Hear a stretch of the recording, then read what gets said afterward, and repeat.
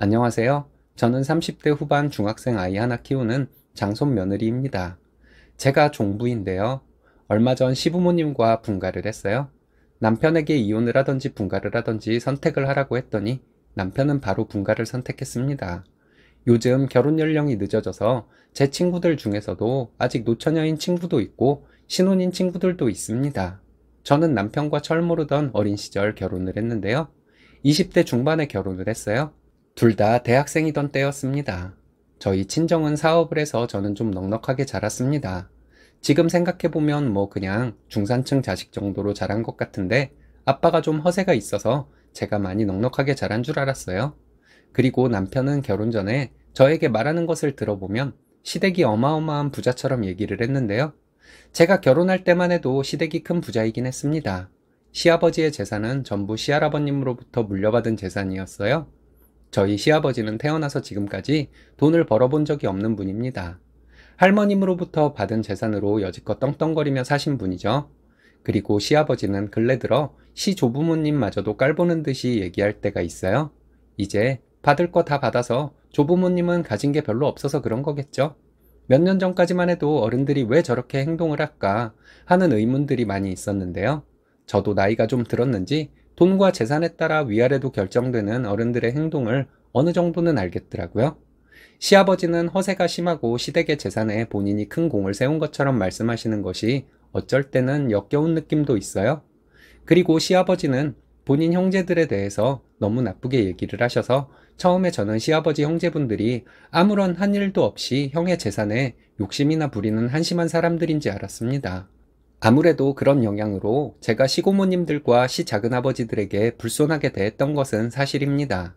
그래서 그런지 시댁 어른들이 저에게 친근하게 대해주지 않네요. 하지만 시아버지는 제가 하는 말은 다 들어주셔서 그런대로 괜찮아요. 시어머니는 엄청 시골에서 자랐답니다. 시골 살던 처녀가 서울의 부잣집으로 시집을 온 것이죠. 제가 시할머니의 인격을 아는데 며느리에게 시집살이는커녕 며느리살이를 하실 분이시죠. 시할아버님도 비슷하시고요. 시어머니는 허세를 부린답시고 가끔 하는 말이 지금은 어려워져서 그렇지만 본인이 처음 시집왔을 때부터 30년간은 엄청 돈 잘 쓰고 살았다고 자랑을 합니다. 그러면서 은근히 우리 집을 무시하고요. 80년대 초반에도 20대 초반인 시어머니가 명동에 있는 백화점 VIP였다니 말다 했죠.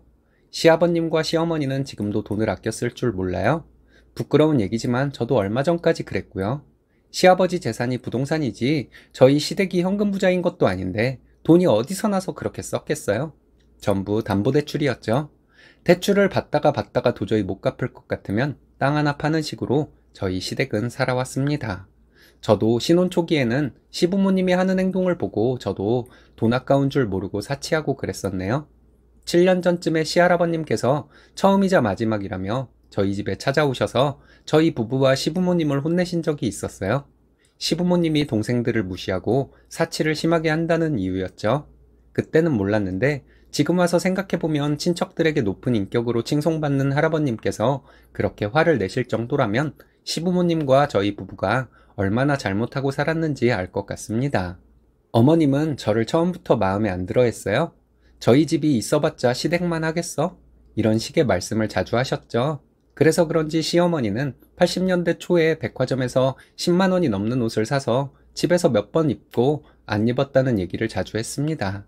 그리고 시어머니는 지금까지도 사치가 심하시고요. 듣기로는 어머님 형제들이 시아버지로부터 도움도 많이 받았다고 알고 있어요. 그런 것들에 대해서는 어머님은 전혀 얘기를 안 하시죠. 어머님은 늘 시동생들보다 친정동생들이 생활력이 강해서 훨씬 똑똑하다는 식으로 얘기를 해요. 저도 지금껏 사치도 많이 하고 잘못도 많이 하고 살았지만 아들 키우는 엄마로서 시어머니 같은 여자가 며느리로 들어오면 정말 큰일 나겠네 하는 생각이 들곤 했습니다.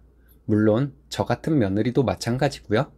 그렇게 시어머니는 시부모 재산으로 사치를 하고 땅을 잡혀먹고 팔아먹고 하며 살다가 몇 년 전에는 바람까지 나더군요.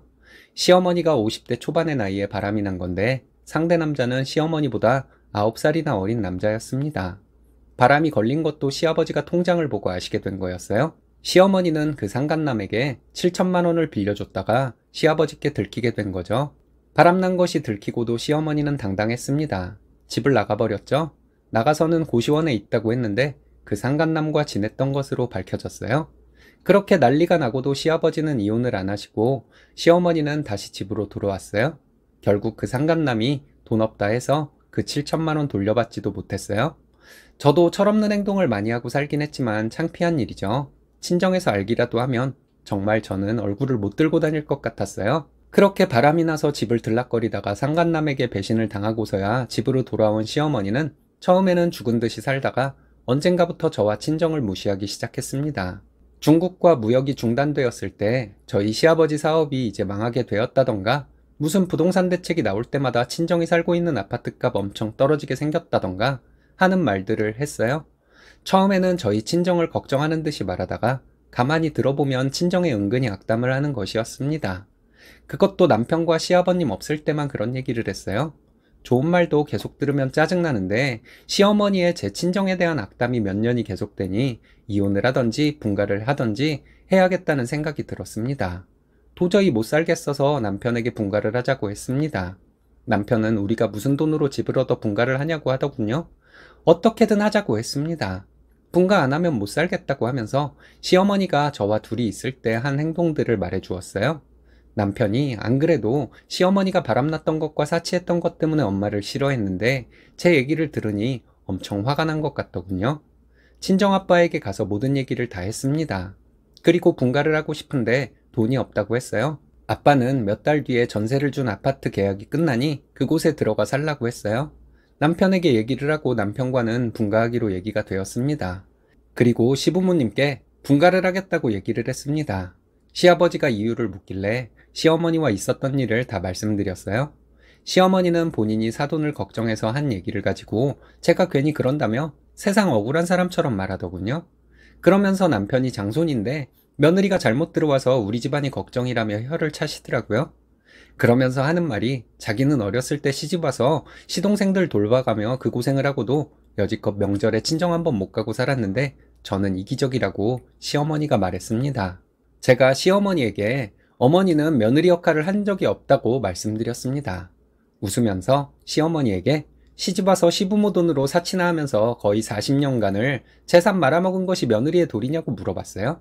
그리고 어머님은 시동생들을 돌본 적이 없고 친정동생들을 오히려 시아버님이 돌봐주셨다고 말했습니다.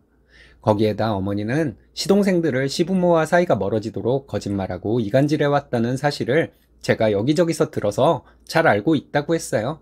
그리고 시부모님 재산을 받을 만큼 받고 나서는 시부모님마저도 불손하게 대하는 것을 제가 전부 봐왔다고 말했습니다. 그리고 악처의 끝판왕처럼 시어머니는 바람도 피우지 않았냐고 했어요.